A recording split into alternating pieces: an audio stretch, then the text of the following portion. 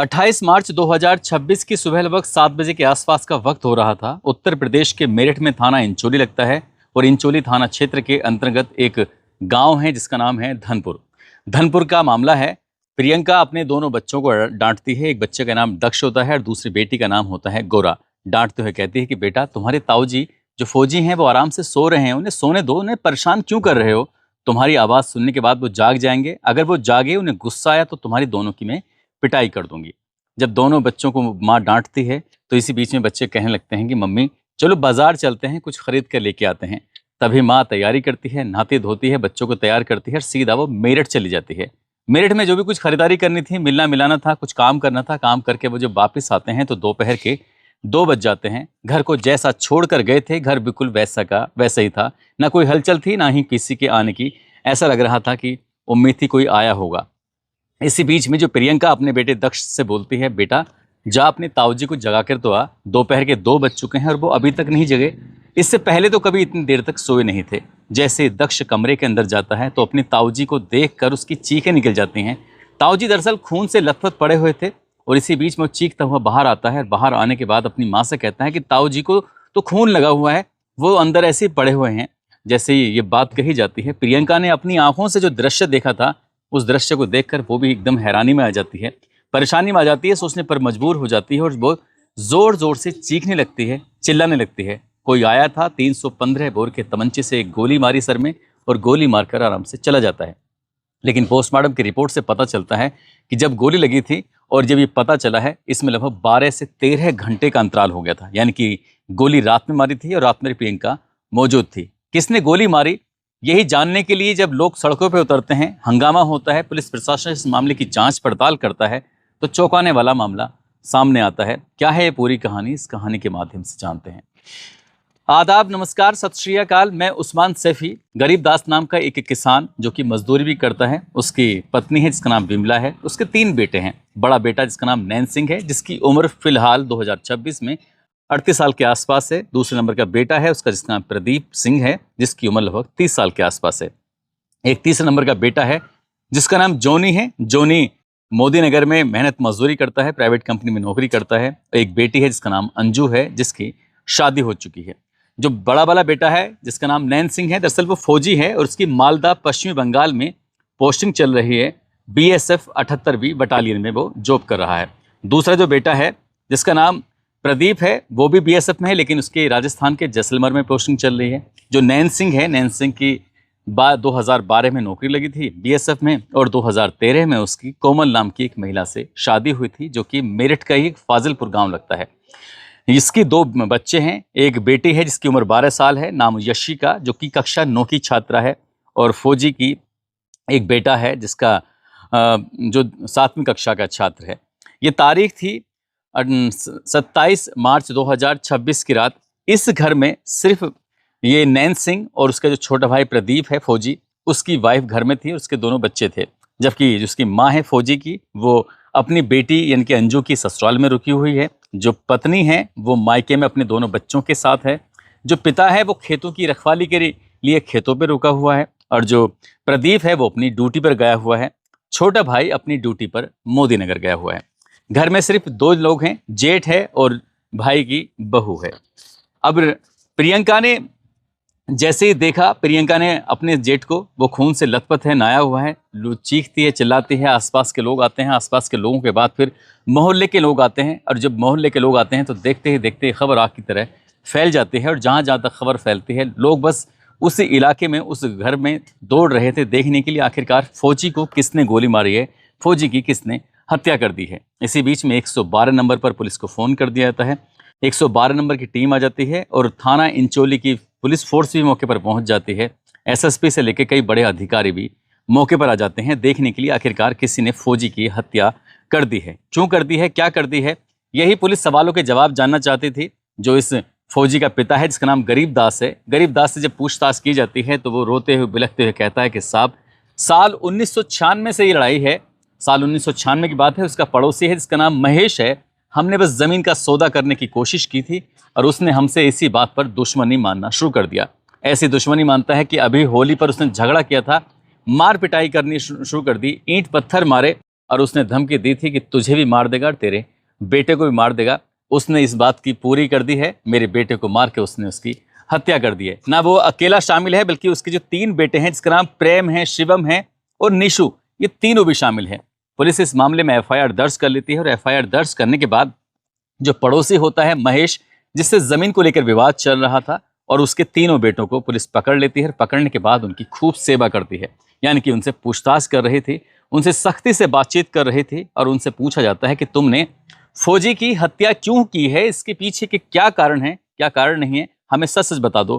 Police ने चारों बाप बेटों को अलग अलग बिठाया, अलग अलग बातचीत की, लेकिन घंटों की पूछताछ करने के बाद भी सफलता नहीं मिलती है। उधर पोस्टमार्टम रिपोर्ट आ जाती है और पोस्टमार्टम रिपोर्ट से ही ये पता चलता है जो गोली लगी थी लगभग पता चलने के 12 या 13 घंटे के आसपास, यानी कि गोली मारी गई थी उसको रात के लगभग 1-1:30 बजे के आसपास, और जो पता चला था वो अगले ही दिन यानी कि 28 मार्च 2026 की दोपहर 2 बजे के आसपास पता चलता है। 12-13 घंटे हो जाते हैं, जिन पर शक था उनसे पूछताछ की जाती है, वहां से कोई सफलता नहीं मिलती। लेकिन इस घर में उस वक्त मौजूद थी उसके छोटे भाई प्रदीप की पत्नी जिसका नाम प्रियंका होता है। पुलिस ने सस्पेक्ट के आधार पर आखिरकार नैन सिंह के छोटे भाई की पत्नी को भी हिरासत में लिया, उससे भी पूछताछ करना शुरू कर दिया। घंटों तक पूछताछ की जाती रहती है, उससे बातचीत की जाती रहती है, तो वो बताती है कि साहब मुझे कुछ नहीं पता है किसने गोली चलाई है, किसने गोली नहीं चलाई है, मैं रात को सोई हुई थी। हाँ, हालांकि 1 बजे या 1:30 बजे के आसपास एक आवाज़ ज़रूर आती है, जैसे किसी बड़े संदूक को एकदम से बंद करते हैं और उसमें से आवाज़ निकलती है।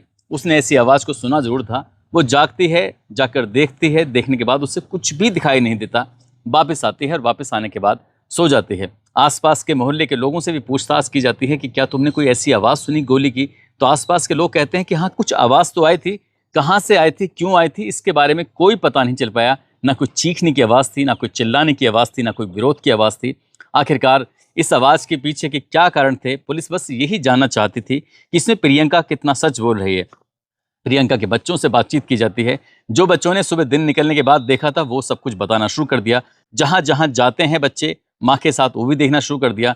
सीसीटीवी कैमरे खंगाले जाते हैं। प्रियंका भी प्राइम सस्पेक्ट थी, लेकिन वो भी सस्पेक्ट से बाहर निकल आती है। जैसे पहले जो नामजद थे वो बाहर निकल जाते हैं, ठीक प्रियंका भी बाहर निकल जाती है। इसी बीच में फौजी के परिवार के बारे में पूछा जाता है कि जो फौजी है उसकी जो पत्नी है वो कहाँ है, तो पता चलता है कि फौजी की पत्नी जिसका नाम कोमल होता है, कोमल भी रोते हुए विलखते हुए आ जाती है और आने के बाद कभी बेहोश होकर गिर जाती है, तो कभी वो बार बार अपने ससुराल वालों पर चिल्लाती है, चीखती है, कहती है कि मेरे पति का मर्डर हो चुका है, हत्या हो चुकी है, किसी ने मुझे सूचना तक नहीं दी। नाराजगी का मतलब ये नहीं है कि आप मेरे पूरे संबंध ही खत्म कर दोगे। अब ऐसी स्थिति में उससे पूछा जाता है कि तुम कहाँ थी, कहाँ और क्यों थी, तो उसने कहा कि मैं अपने मायके में पिछले 2 साल से रह रही थी, मेरे साथ ये मारपीट करते थे, मैं इनसे नाराज थी, इसलिए मैं नाराज होकर अपने मायके में रहना शुरू कर देती हूँ। लेकिन इसी बीच में जब पुलिस ने जब जांच पड़ताल करना शुरू किया कि पिटाई के पीछे की वजह क्या है, क्यों तुम्हें मारता था, पीटता था, तो उसने कहा कि फौजी जब जब आता था वो शराब पीकर वो हिंसक हो जाया करता था और मारपीट करना शुरू कर दिया करता था। पुलिस को इसके सवालों में कुछ जवाब जो मिल रहे थे वो सही सही सीधे सीधे नहीं मिल रहे थे, इसलिए कोमल एक और प्राइम सस्पेक्ट हो जाते हैं। फिर कोमल के बारे में पता करने की कोशिश की जाने लगती है, तो उसके बारे में ये पता चलता है कि वो एक नंबर पे बहुत ज़्यादा बातचीत क्या करती थी। उसकी लोकेशन भी निकलवाई जाती है, उसकी सीडीआर भी निकलवाई जाती है। सीडीआर और लोकेशन के माध्यम से ये पता चलता है कि एक लड़का है जिसका नाम गुलशन है, गुलशन से वो बहुत सारी बातें किया करती थी, चाहे दिन हो या रात हो। पुलिस के लिए अब गुलशन और साथ ही जो ये कोमल होती है फौजी की पत्नी फौजन, तो ये दोनों ही प्राइम सस्पेक्ट थे। पुलिस ने इनको भी पूछताछ के लिए हिरासत में लिया और पूछताछ करने के बाद ही पता चलता है कि जो फौजी नैन सिंह होता है उसका ये सगी मौसी का लड़का है गुलशन। अब गुलशन और कोमल के आपस में क्या संबंध हैं, इसके बारे में जब पता करने की कोशिश की जाती है, पुलिस जांच पड़ताल करती है, तो पता चलता है फौजी एक बार अपनी पत्नी के साथ मारपीट कर रहा था। इसी बीच में अचानक गुलशन की एंट्री हो जाती है। गुलशन ने प्यार मोहब्बत से समझाने की कोशिश की, ऐसे में कोमल को एक कंधे की जरूरत थी और कांधा दे देता है गुलशन। वो कांधे पर रखकर सर अपना रोना शुरू कर देती है। यहीं से मौका मिल जाता है गुलशन को अपने दुख तकलीफ इसके बांटने का और साझा करने का, और कोमल जब जब अकेली होती थी तो वो उसके दुख सुख बांटने के लिए आ जाया करता था। लेकिन इस बात का घर वालों को, परिवार वालों को थोड़ा सा आभास हो जाता है, एहसास हो जाता है, और नैन सिंह से कहते हैं कि गुलशन का घर पर बहुत ज़्यादा आना जाना हो रहा है, अपनी पत्नी पर थोड़ी नज़र रखो। उसे इस बात का भी एहसास हो जाता है कि गुलशन का और उसकी पत्नी के बीच में अवैध संबंध हो गए हैं। यही मौका देखते ही कोमल अपना ससुराल छोड़कर मायके पहुंच जाती है और मायके में कोई रोकने वाला टोकने वाला होता नहीं है।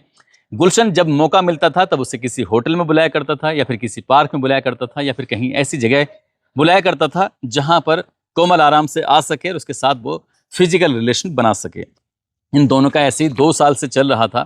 अब 2 साल से इन दोनों के बीच में आपस में प्यार मोहब्बत की कहानी जब आगे बढ़ती रहती है, ये नाजायज रिश्ते में कुछ मधुरता आने लगती है।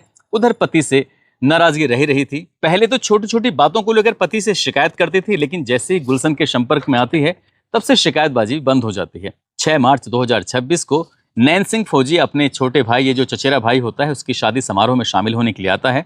2 अप्रैल 2026 को उसको वापस ड्यूटी पर जाना था और इसी बीच में कोमल अपने प्रेमी यानी कि गुलशन के साथ मिलकर एक प्लान बनाती है। कहती है कि इसको रास्ते से हटाते हैं और हम दोनों शादी करेंगे। शादी करने के बाद आराम से पूरी जिंदगी साथ रहेंगे, साथ जिएंगे।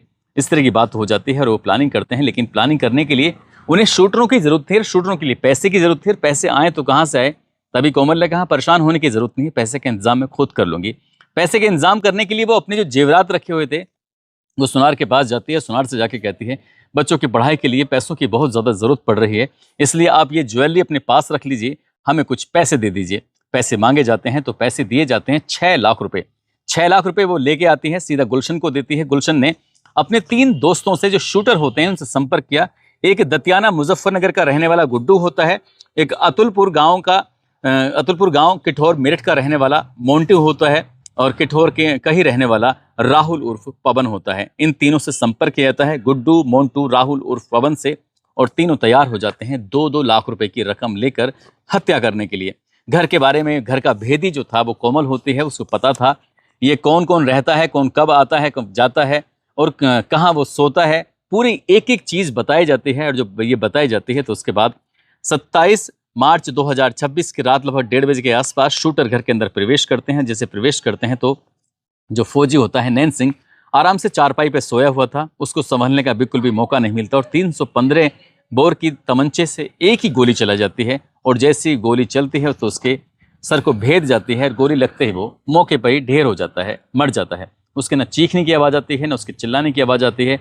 वो जिस करवट सोया हुआ था उसी करवट सोता हुआ रह जाता है। पुलिस ने जो पत्नी होती है कोमल उसको भी गिरफ्तार कर लिया, उसका जो प्रेमी होता है गुलशन उसको भी गिरफ्तार कर लिया, गुड्डू, मोंटू, राहुल उर्फ पवन इनको भी गिरफ्तार कर लिया। पांचों के पांचों गिरफ्तार करने के बाद पुलिस ने इस घटनाक्रम का खुलासा किया, लेकिन जो 2 बच्चे हैं, एक बेटी और बेटा, उनके परवरिश को लेकर ये सवाल भी खड़ा हो जाता है कि वो नाना के घर रहकर पलेंगे या फिर दादा के घर रहकर पलेंगे, क्योंकि एक हंसता खेलता परिवार होता है वो तबाह हो जाता है, बर्बाद हो जाता है। बच्चों के जो पिता है वो इस दुनिया से हमेशा हमेशा के लिए विदा हो जाता है, माँ सलाखों के पीछे जिंदगी गुजारेगी। जिस तरह की प्लानिंग की है उससे उम्र कैद से कम तो उसको सजा मिलने वाली है नहीं। दोस्तों, इस पूरे घटनाक्रम को सुनाने का उद्देश्य किसी को परेशान करना नहीं है, किसी का दिल दुखाना नहीं है, बल्कि आपको जागरूक करना है, आपको सचेत करना है। पुलिस जब इस मामले की जांच पड़ताल कर रही थी, पहले जिन पर शक किया गया था वहां से सफलता मिलती नहीं है। प्रियंका पर फिर शक जाता है। जब प्रियंका पर शक जाता है तो फिर वहां आसपास के जो सीसीटीवी कैमरे थे वो खंगाले जाते हैं, तो एक परछाई थी जो आती और जाती हुई दिखाई देती है। उसी परछाई से पता चलता है कि कोई तो ऐसा है जिसने यहाँ बाहर के लोगों को बुलाया है। और फिर पता चलता है कि छोटे भाई की पत्नी का तो कोई दूर दूर तक रोल ही नहीं था, पत्नी का ही रोल था और पत्नी पकड़ी जाती है। दोस्तों, जाते जाते बस्ती की कुदर रहा एक जगह लगती है, वहाँ के रहने वाले राणा अमीनेश प्रताप, आज इनका जन्मदिन है। अंकुश तिवारी की बेटी है आर्या तिवारी, आज इनका भी जन्मदिन है। मोहनलाल कमलेश भगत की बेटी हैं प्रियंका, जो कि जम्मू से हैं, आज इनका भी जन्मदिन है। नवीन चंद्र यादव और प्रतिमा यादव की बेटी है नमिया, जो कि देवरिया के रहने वाले हैं, नैतिक हथियागढ़ से, आज इनका भी जन्मदिन है। इन सभी को जन्मदिन की ढेर सारी शुभकामनाएं, बहुत बहुत मुबारकबाद। और कुछ लोगों ने नाम लेने की अपील की है।